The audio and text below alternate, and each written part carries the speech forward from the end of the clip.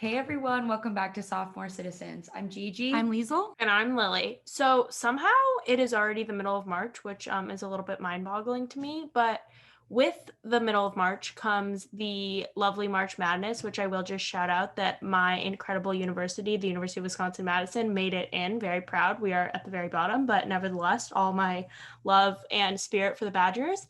And the three of us all made March Madness bracket. So let's talk about that for our check-in for a little bit.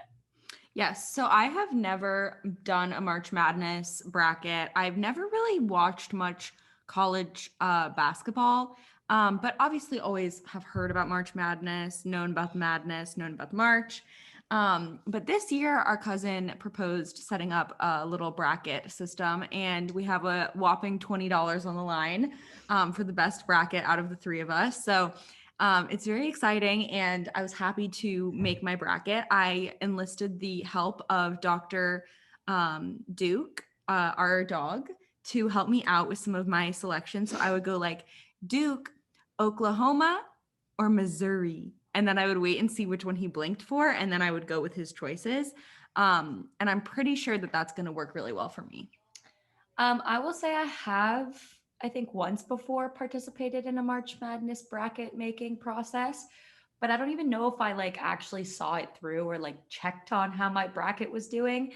And I do just think that the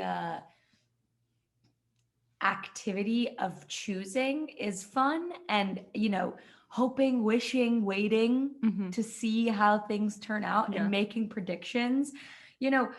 I think it's funny how people like to poo-poo on psychic behavior, and people poo-poo on, whatever astrology and all of that. Yeah. But this is looking like the heteronormative boy version of that. Yeah.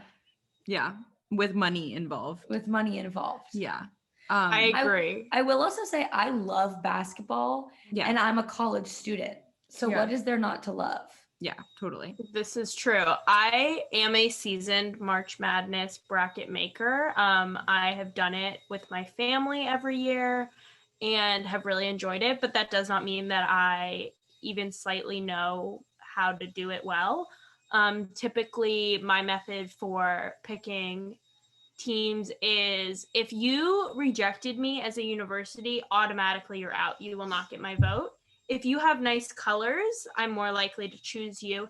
If I've never heard of you, I'm honestly kind of likely to choose you because I feel like those are the ones where you're like, oh, the only reason I've heard of this school is March Madness. So I tend to pick schools that I've never heard of, but it's not that much of a system. But I will kind of do that too. Lil, I will do a similar thing where if I just see the name and it feels right, I'll choose it. I'll also usually give my California schools a little extra love than they probably deserve in the seating or whatever, just because I'm pulling for my California schools. Yes, definitely. Well, with that, I think we should get into our topic for this episode, which is all things art related. And so, Miss Liesel, I would love for you to kick off this art related episode with your topic.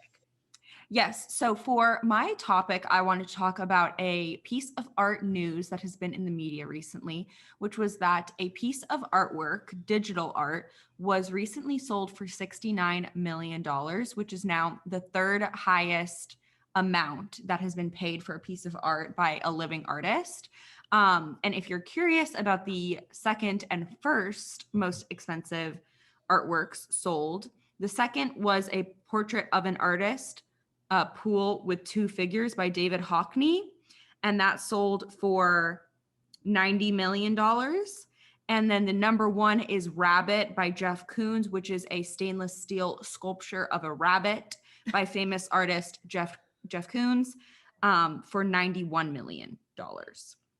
Wow. So, yes. So very interesting that the third highest piece of artwork is a piece of digital artwork, which is also being sold as a non-fungible token, an NFT in the blockchain, which I know sounds like a lot of intimidating words.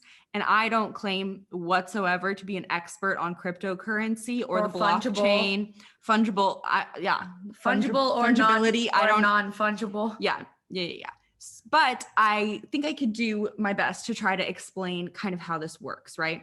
I'm sure you girls have some familiarity with the blockchain, with cryptocurrency, what the whole kind of deal is.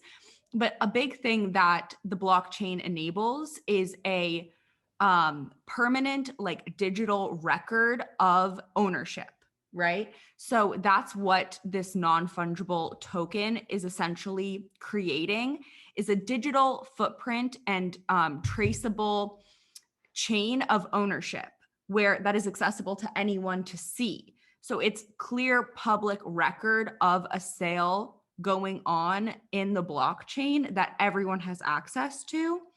And what's kind of interesting with art being sold as a non-fungible token is they can essentially, like, write into the code and into the contract on the blockchain royalties for the artist. So anytime that the art is sold again, the artist could get, like, put it into their contract that they get a certain amount of royalties. And all of that information is completely public and out there for anyone to access. And so ownership is, like, very locked in and tight, as opposed to, like, paper, ownership or whatever, and art being vulnerable to being stolen, which is kind of interesting that this type of art is not vulnerable to that. But essentially, this digital artwork is available for anyone to see on the internet at any point in time. So what's interesting is that someone spent $69 million to own something that everyone and anyone can access at any point, which is kind of the most shocking part. But when you really think about it, what is art ownership to begin with? Why do people want to own really expensive pieces of art? Well, and also, like, it's sounding to me that the ownership of this piece is more about the profit that can be made from the royalties or from, like, this, solidified ownership than it is about like having the piece to be able to look at. Right. So it's like when we think about traditional art, like a traditional painting, most of which anyone could Google what it looks like and see it on the internet. So everyone has access to be able to look at a certain piece of art or even go to a museum and go and look at it. But the person who owns it gets, like, prestige, right? Status in society. They get to feel like they're contributing and, like, funding the arts, which has for a long time been, a super prestigious, like, high class activity. And they feel like they're making an investment. Well, and on top of that, like, the enjoyment of art, in my personal experience, is so much more at the tangible level. Forget fungible, I'm talking tangible. Right. Like, being able to see the way that light bounces off and seeing it in the flesh, like, has so much more power than looking at something on a screen in my personal experience. And so, in addition to all of these things that you've listed and related to prestige and whatnot, like, there is value in being able to see the original piece of art that was created by the artist. Right.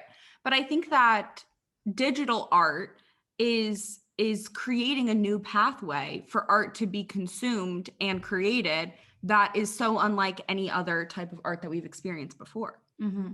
May I ask, what is this, like, art that was created using graphic design programs, or is it a photo of art? What exactly is this type of art? Yes. So these are, graphic designed pieces. And we will get to what specifically this piece of art is. And I really want to talk about that because I also think that that's pretty interesting. But let's just finish the blockchain situation, because I was also reading an article that was saying that the $69 million sale was a scam and, like, a marketing stunt, basically, and that crypto purists say that this non-fungible token isn't actually a non-fungible token at all, because it went through Christie's and was sold, like, in an auction. the way that the non-fungible token like actually ended up playing out, like crypto purists like don't think that it was actually like had anything to do with cryptocurrency. So it'll be interesting to see if this type of art and this method of selling art and like exchanging art continues, and if this continues to be like a super expensive like elite thing, or if this was just kind of like a one-off situation where because this is so new and different, people were willing to spend a lot of money on it for now. And those people that were willing to spend a lot of money, is the person who ultimately ended up purchasing the piece of art, is their identity public? I think it's obscured.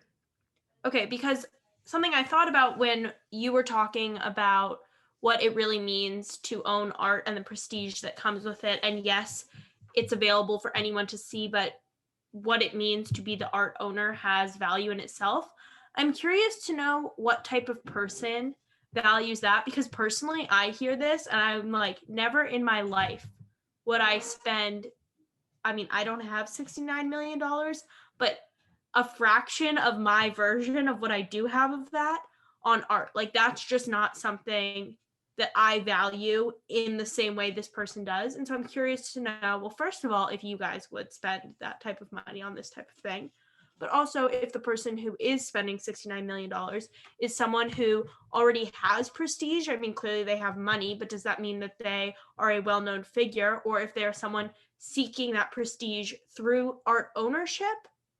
Because I do feel like that's an interesting person that is spending that type of money on digital art.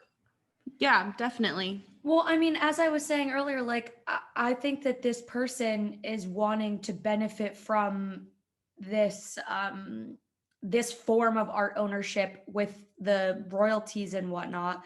Like for me, I don't give a rat's about owning art in this way. Like I'm not a businesswoman, you know? Like to me, art would be more valuable at the tangible level. Like I would, not that I have anything even close to that amount of money, nor would I spend anything close to that amount of money on art, but I would be a lot more likely to spend a hefty chunk of change on a beautiful piece of physical art as opposed to some like the ownership of some digital art that's then being distributed digitally. Right. And all I'm really benefiting from owning it is getting money. Right. Yeah, I do agree. And I feel like, especially when I didn't know what the art piece was and like how exactly it worked, I did not see the $69 million value. But now I think we can get into what exactly the piece is. And I think that you guys will maybe see a little bit more of the value. Okay. So the artist is known as Beeple. He's a famous digital artist. His real name is Mike Winkelman. And he just honestly like seems like a really regular guy. Like I've seen a couple videos and photos of him. Like he just seems like a very regular, like white suburban dad, which is kind of like an interesting person to be this like famous artist now. And the piece itself is called Every Day's the First 5,000 Days.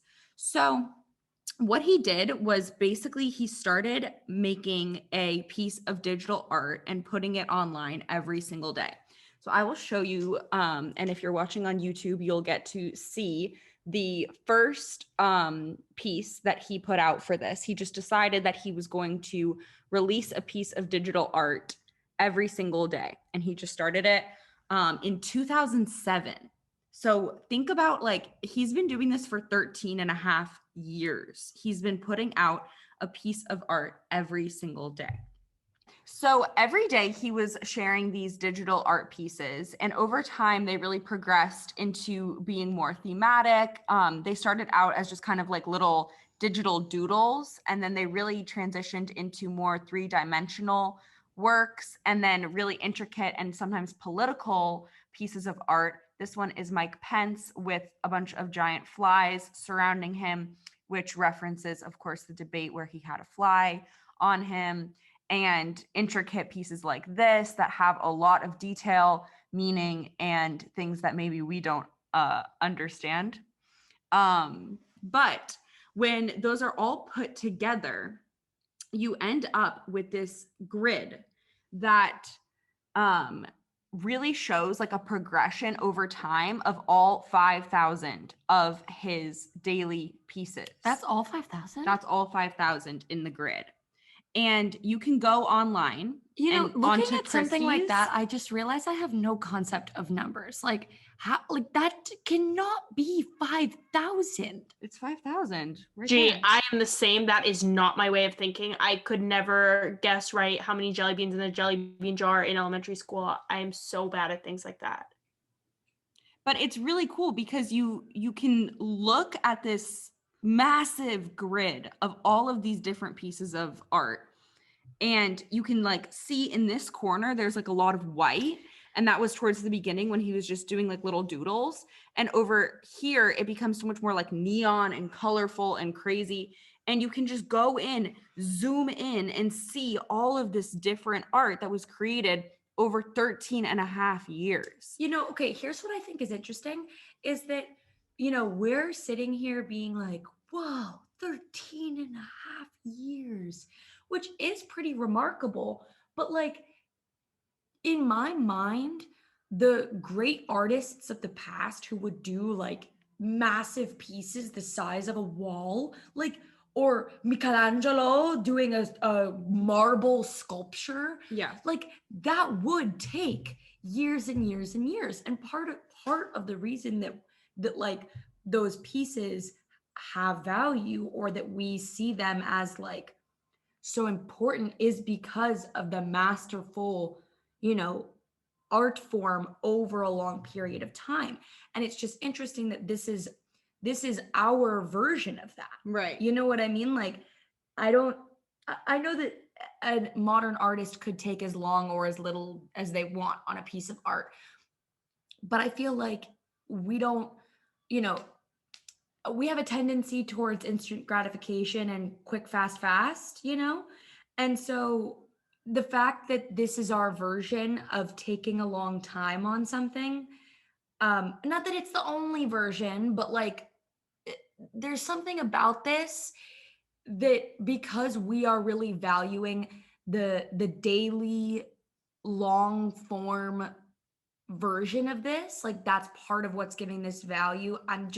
My brain is connecting those pieces. Definitely. And I think that there is something there for sure, that a lot of great works of the past and great artists of the past have spent a lot of time on their works, years and years and years.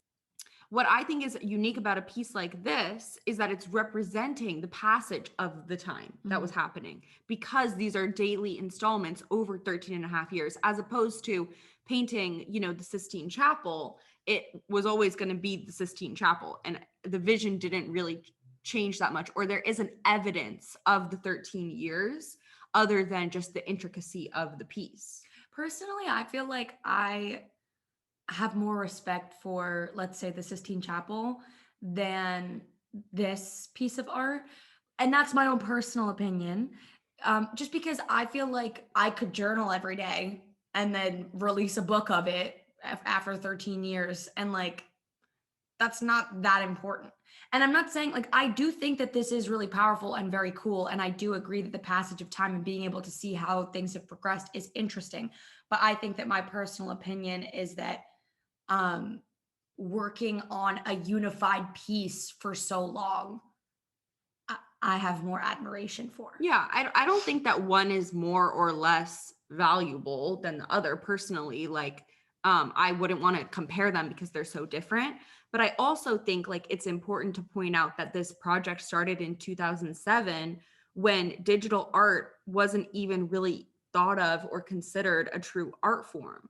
And I think that like that's also another reason why this was valued so highly monetarily, is that it's so early in the progression of digital art. You know, it's like if we could see a painting of when painting was invented, you know what I mean? And like when painting was being created, if we could see that evidenced in a painting, like that would be really cool. Well, something else that I'm struck by when I see it is that, yes, it is an account of 13 and a half years and they are individual pieces, but I would argue that there is unity in this, which is really cool. Like I didn't expect, like Liesel, when you said we have 5,000 things to look at, I didn't expect it to look so thematic and organized, and whether that was intentional or not on the artist's part.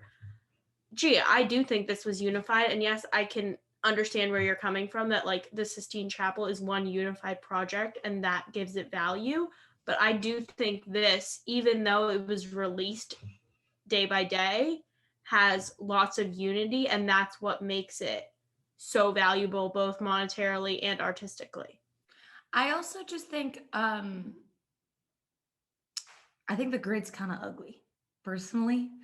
And like I'm not trying to poo-poo on this because I do really think it's cool. And like, you know, I agree completely that it is there's a novelty to it that we have to acknowledge. But it also, like, I don't know, and maybe this is just like me. I don't know how to describe what I'm trying to say, but it's like a little cringy. I can understand that. And I think that like there were some parallels to an Instagram grid, which I did find a little bit cringy.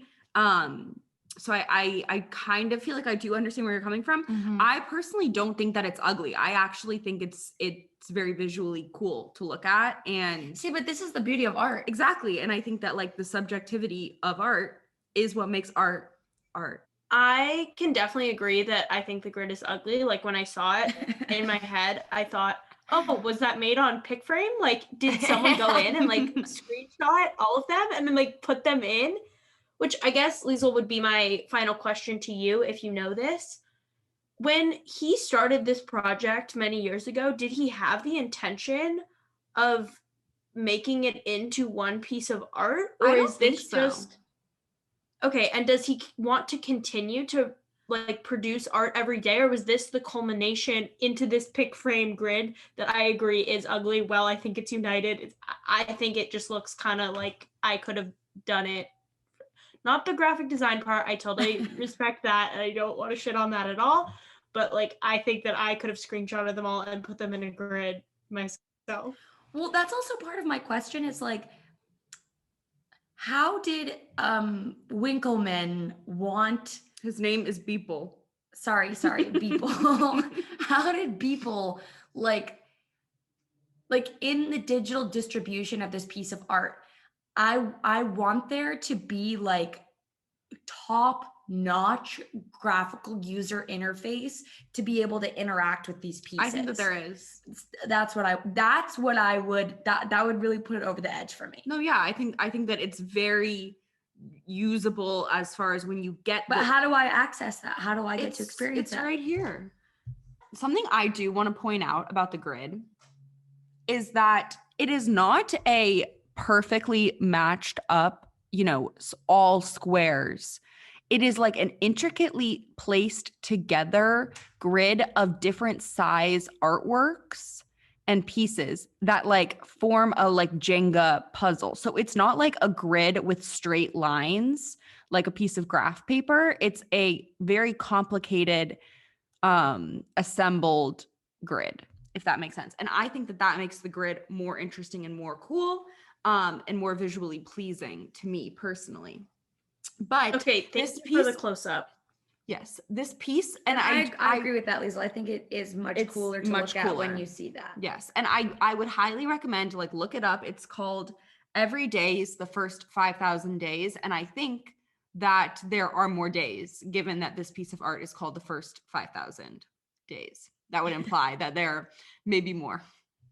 Okay, I take it back. I do think it looks really wonderful. It doesn't look like a pick frame thing I could have done myself. It is a work of art, and that takes a lot of skill. And I think that seeing the close-up makes me respect it the most. My final question is, when said purchaser of the $69,000 piece of art 69 million purchased the art? Oh, I'm so sorry. That's I okay. cannot believe I put that number to shame. 69 million. Did they then receive an email with the document? Like, or like they just, it's just the owning rights. It's not, and then like searching rights and like being able to say, hey, I own that. I can look it up, but not like, do you get it in, how does it work? Well, that's why the blockchain encrypted password and chain of ownership is what they got. Like they got the digital, virtual universal contract of ownership and access, to the art, but they didn't like get an email, with the link to the art. They got this blockchain non-fungible token that they now own and possess, but as we've been saying, that anyone can access. So their viewing of this piece is no different than my viewing of this piece. That's what I believe. That's what I believe is the case. Maybe, maybe they have access to the top-notch graphical user interface. Well, and that's the thing. The people who were poo-pooing on this and saying like this isn't real blockchain, like this isn't real crypto, whatever, they were saying like this is just like a glorified JPEG that they like sent, which I feel like is really kind of rude to just be like it's just a JPEG, like, because there really is a lot more that went into this, in my opinion. I just also like don't understand money that's not money. Right, because they also part of the payment for the piece of art was cryptocurrency. So not only was it paid for in US dollars to some degree, some of that 69 million was paid for in cryptocurrency. And I am showing for our YouTube audience a little bit more of the art, but I highly recommend that if you have not seen it, you check out Beeple's Every Day's The First 5,000 Days. So to segue into something else I wanted to bring up, which we've already sort of begun to touch on, is about what gives art value. And, just the idea that like, we've all walked into a museum, seen something that looks like it was done by a kindergartner, and you learn that it's, millions of dollars and it's by this famous artist. And, how much of art and its value is about what's visible, how much of it is about the context, how much of it is about the artist, the creator, and why is it that like some art is worth far more than other pieces of art. And, even someone like Banksy, right, who does all kinds of experimental stuff, he's someone who I think is a prime example of like, just because he makes it, people are ears and eyes open. Yeah. I think of art in a very similar way to how I often think about fashion. And I do think that both art and fashion can be very elitist. And I think that it comes down oftentimes to the if you know phrase, where it's like, if you see a piece of art and you have the knowledge and background information that gives that art value, you're going to look at that piece and think something so different than someone who just has no idea. Like, for example, with Jeff Koons, famous artist who does these like balloon, sculpture looking things. Before I knew who Jeff Koons was, like, I was just like, what the fuck is that silly ass, balloon animal doing in this hotel lobby or whatever?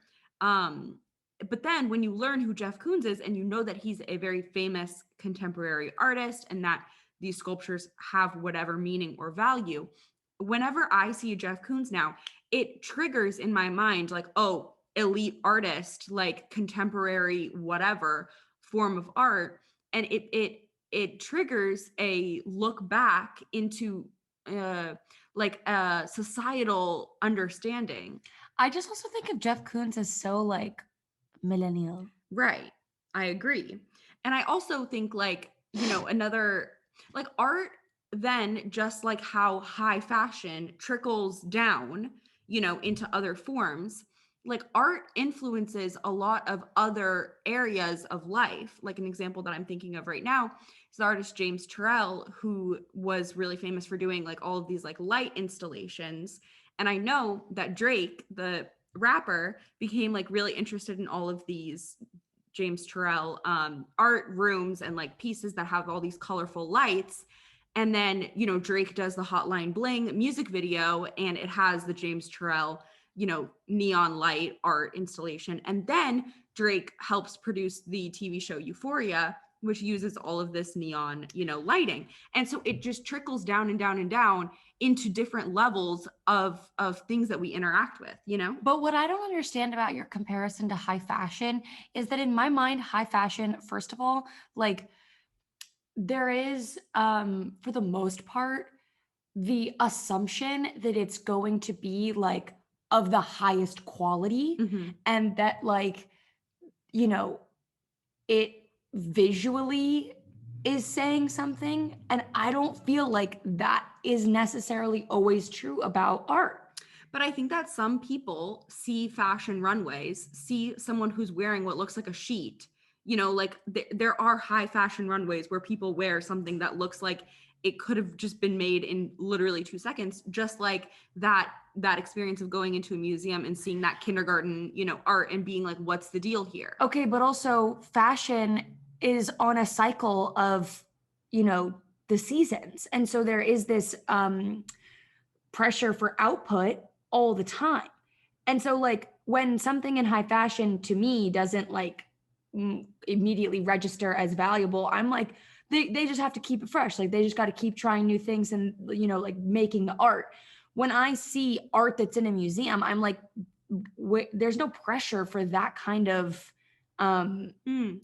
that's output. And so it's like, this should be like the best of the best. That is interesting. But yeah, so I'm not saying that these are completely equal entities, high fashion and art, but the element that I'm trying to signal is just that there is this highbrow, you know, elitist section of these art forms where you have to have this whole knowledge base and this understanding of the key players, of the key trends, of, you know, the craftsmanship, like what it takes to make this art and all of that understanding to understand it at its highest level. But all of these things trickle down into different levels of society, and we all end up interacting with it and being influenced by it to some extent. And do you feel like Beeple is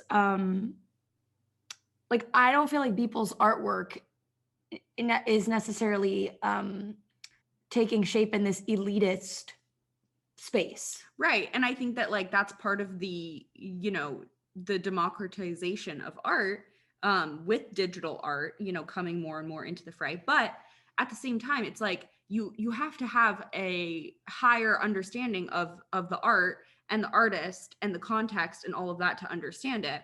But like with Beeple's digital art, people could see that and start using that for advertising, like that style of art, you know? And so different people from all different backgrounds are going to end up being influenced by some degree by that art. So sorry, this is kind of long, but just to get back to kind of what Gigi was saying, that I think art at the highest level oftentimes has meaning because a small group of people at the top give it meaning, you know, and like people who have time to like be art connoisseurs and like go to museums all the time and fund museums and be at that high level, like they control it. But at the end of the day, like I think that some of the best art ends up having meaning for a lot of people and affects emotionally a lot of people for whatever reason, you know? When I walk into a museum and see a plain canvas with a blue dot in the middle and it is regarded as a incredible piece of art, to me, whether this is right or not, I've always just thought of art as a very individualistic thing. And so I thought, okay, this has no value to me. I could have drawn this 20 years ago and no one would have given a shit that I did that, but this person does. But the reason this is in this museum is because, like you were saying, Liesel, but in a slightly different way, some individual liked it, and I just don't have that level of sophistication to understand it. And because I regard art as such an individualistic thing, that opinion is just held by someone else and let me walk to the next painting that's going to speak to me. So I guess I've just thought of it in the realm of like beauty is in the eye of the beholder. And like when I go in and see something that like really doesn't touch me, I'm like, okay, well, it's made for someone else and I don't understand this kindergarten style of art, but there must be someone out there who like really does. And this painting, 5 paintings over, I do understand and someone else isn't going to understand, or it's not going to touch someone in the same way it touches me, which I realize is maybe trivializing all of this a bit and reinforcing your point, Liesel, of elitism and the art connoisseurs at the top, which I wholeheartedly agree with. But that has always been my perception on the matter. I will work in an anecdote that I have now, which was about a museum going experience that I had in Madrid, where I was on a tour group and we went to one museum that I'm forgetting the name of, but one was like the modern art museum and the other was like the traditional art museum. And usually I would say that I prefer the modern art experience just because I don't really love looking at like dark, dreary, ugly Renaissance type shit for like 3 levels of a massive building. But I actually had a far better experience at the traditional art museum, or like, I don't know what the technical term is, but you get what I'm saying. Because our tour guide, like we had two different tour guides for each museum, and the traditional art tour guide really gave us like super interesting background stories, like everything about all of the different pieces of art that we were seeing and the different artists. And like it just brought everything to life. It made it so much more interesting. And like getting the explanation made the whole experience for me. And I think that usually my like draw to art is more on the visual side as opposed to the context side. And that's why I like modern art better, because I think that my eye is drawn towards the visuals of modern art more so than traditional art. But then when we went to the freaking modern art museum, I was bored out of my mind. I didn't care about anything. I wasn't like really blown away by anything that was in there. And I was just like, again, a little bit like feelings of cringe. Like, okay, you made a life-size like metronome, like, okay. Yeah. Like, and I get that they're trying to say stuff, like I get that there is more to it than just trying to be like quirky. But I don't know, I just had such a like 180 experience of really enjoying the traditional art museum experience, because we got such a rich explanation of the history and the context. But I just think that it's unfortunate that the access to that kind of information is being gate kept. Yeah, 100%. I completely agree, Gigi. And when I studied abroad in Italy, I took an art history class that we would just like meet up at a different museum every single week. And our art history teacher would do exactly what you were saying, like just take us around to all of the different paintings and tell us the story and tell us like fun facts and point out interesting details. And like when that happens and you get that experience of viewing, really like older art and getting like those stories behind it, it is one of the most fascinating. It's one of the most fascinating things. It's storytelling with a visual artifact like in front of your eyes. Like it's so cool. And like for me, taking an art history class about the Renaissance, type time artwork, it gives you a language when you have viewed enough of that art and heard enough of the stories behind the art. It gives you a little bit of an ability to then, if you see a new piece of art that you don't know the story behind, because you've seen similar ones, you can start to piece together the story of that piece that's in front of you. And so I've always found it crazy that like most art history classes, the way that it works is like you study this entire like huge amount of artworks. And then the exam, they'll show you, pictures of 10 different artworks out of a random sample of like 1,000. And you have to say the artist, the year, the subject matter, the title, and like a description. And that always blew my mind. But it makes a lot of sense because the more of a collection of understanding that you have of more art, like the more that you can see a novel piece in front of you and have like a better understanding of what's going on, place the time, like figure out who the artist is based on all of these clues. And it becomes like detective work, which I feel like is actually really cool and fun. But as you're saying, Gigi, like that detective work, you have to have had time to like study all of these pieces and have all of this prior knowledge that most people just don't have. Which I have a huge aversion to. The fact that it's gatekept? Yeah. Yeah. And like high fashion art, the elitism that comes with it, it makes me really upset, actually. Well, what I was going to say was art museum going specifically is something that I have always kind of struggled with because, to be completely honest, I have not enjoyed it for majority of my life. And I always feel like when I'm at an art museum, I'm supposed to be loving it and getting such a cultural experience. But most of the time, I'm so bored. I don't care. I don't get it. And there have been a select, very few number of times where I actually have felt like it was an enriching, cool experience. And just like you guys are saying, it is with that context. But in general, it's really boring for me to go to art museums and to appreciate it in the way that I should. And I feel like a lot of guilt with that of like, this is this cool thing that I'm supposed to be loving, but like, this is fucking boring to stare at a wall and have no idea what I'm looking at. And I want to be liking this. And when I was abroad, we did lots of museum going. And I just like had this internal struggle of like, okay, I should do this, so I'm going to go. But while I'm there, I'm literally not enjoying myself at all. Yeah, Lil, I agree completely. I mean, I don't know if I necessarily experience it as guilt, but like a discomfort with feeling that there is this expectation of the experience versus my reality of the experience, where I'm like, this isn't doing anything for me. I'm not feeling anything. I'm not thinking anything. Sorry. And knowing that like there are plenty of people that care enough about this to put it in a museum. And I'm like, sorry, I'm not there. Yes.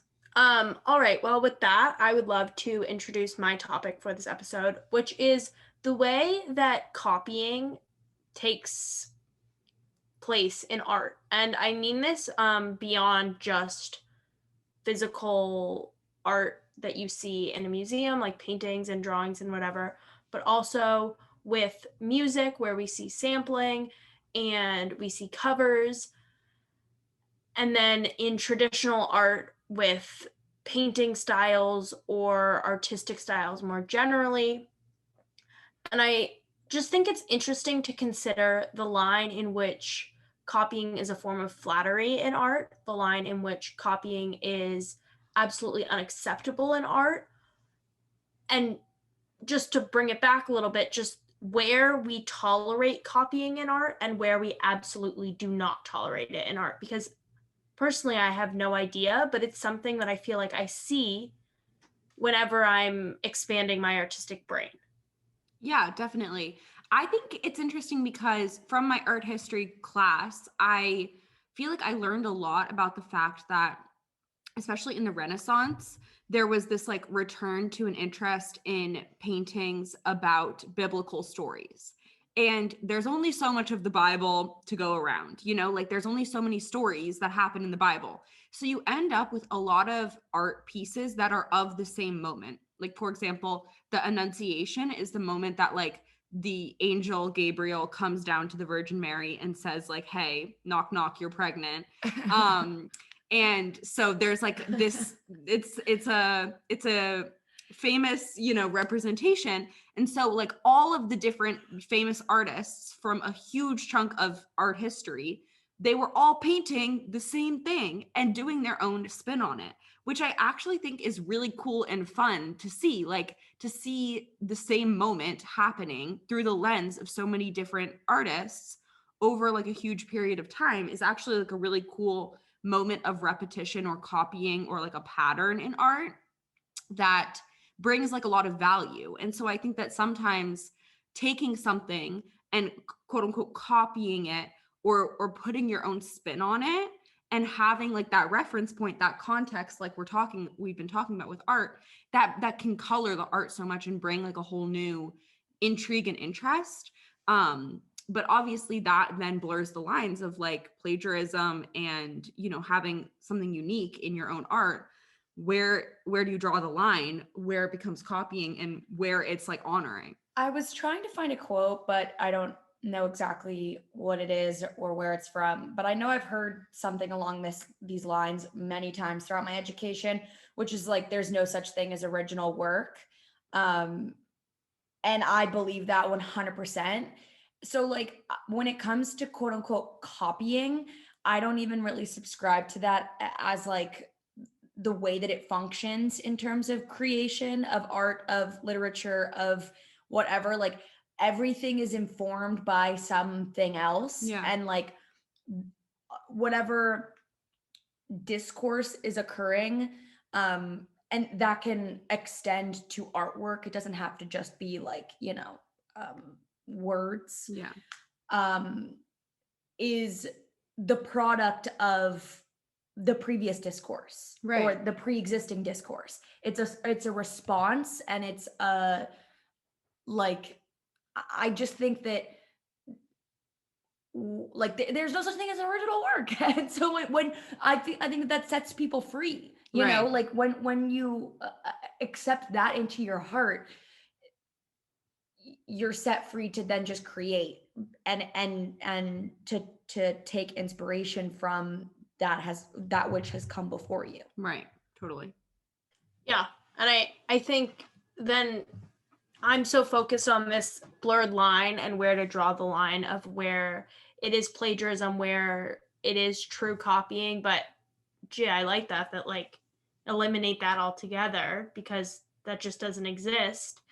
Yeah, but I think it's also interesting, like when we think about art, like famous pieces of artwork, like a Jeff Koons, you know, balloon sculpture, not to talk about my boy too much.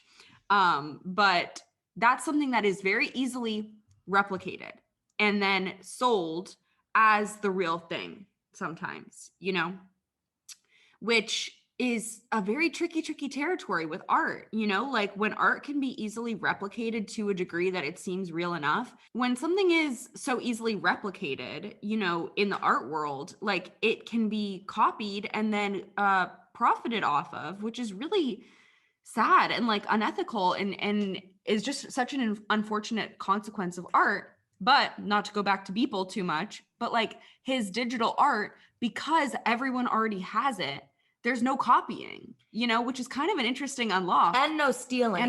Because the idea of art stealing is huge. But yeah, like I do think that the digital art space is a cool way to kind of eliminate this idea of copying and plagiarism in art. The only thing is that, like, you know, I really, you know, as much as I've spoken on the museum experience in both positive and negative light, like, I think that it would be a shame if we lost the physical experience of art at some point in the future. Like, I don't think that art belongs solely in the digital space. And I don't think that anytime in our lifetime museums will go away, especially because there's so many experiential and interactive art pieces. Oh, you know, this brings me to something I wanted to bring up. Yeah. I also took a class in New York where we visited different museums, and I definitely had some very interesting experiences. One of which was an art piece called Inside the Birth Canal. In which you enter a dark room with some very interesting music playing and a scent being pumped into the space that is meant to mimic going through the birth canal. And then you enter a new room that is like being birthed. And that was a very interesting experience for me to have, but that's something that, you know, you couldn't have in the digital world. So this is reminding me of a piece of art that I wanted to bring up, which unfortunately I don't remember the name of the artist, but I remember reading about it a little while back, that basically this artist had created what I believe is called augmented reality, where you get like maybe this app on your phone or something, and you are, I believe it's meant for Times Square in New York City. You point your phone up at the sky, and it is meant to like around the pre-existing skyscrapers or whatever that you're seeing an underwater seascape with boats floating above you to signify the Global climate change, the underwater fate of New York City in 100 years time. Right. And so this brings me to my point of art for social change and art to make statements. Yes.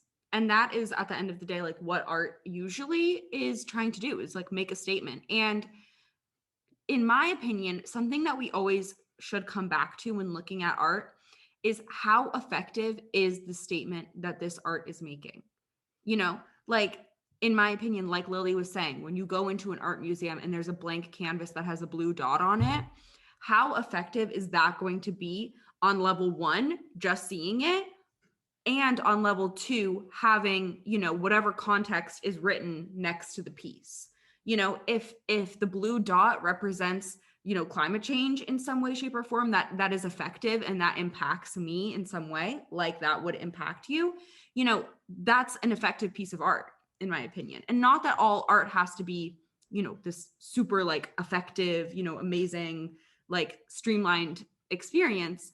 But it's like, in my opinion, what really brings a lot of value and meaning to art is if it can effectively communicate its message in an impactful way. Totally. I agree wholeheartedly. And I think that art is a great vessel for social change, you know? Yeah. Well, I would say, I think where I stand on that is it definitely has the ability to spread awareness and to bring, you know, conversations to the forefront. And I do think it's an honorable aim of artwork, but at the same time, like change comes from action. Right. And if the art can spark action, fantastic. But that is somewhat reliant on there being an effective message being communicated. Yeah. All right. Well, with that, I feel like we should head into our recommendations for this episode. We have a submission from none other than Eric Curtis Foster, a past guest on the show. And our cousin. He is recommending a song called Peaches by an artist called Justin Bieber. It's so good. It's so good. Justin Bieber's whole new album. That's a general recommendation from me. I've been really on my Justin Bieber grind recently. Shout out to all my roommates who have inspired that.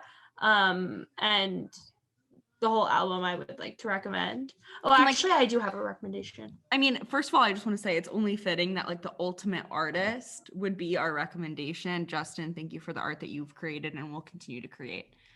All right. Well, with that, I would like to thank each and every one of you for listening to Sophomore Citizens, the podcast by young people for young people, with new episodes every Monday. So we'll see you wise babies then. But until we see you next, you could, and you definitely should, follow us on Instagram, TikTok, send us an email, sophomorecitizens@gmail.com, and you can most definitely leave us a 5-star review.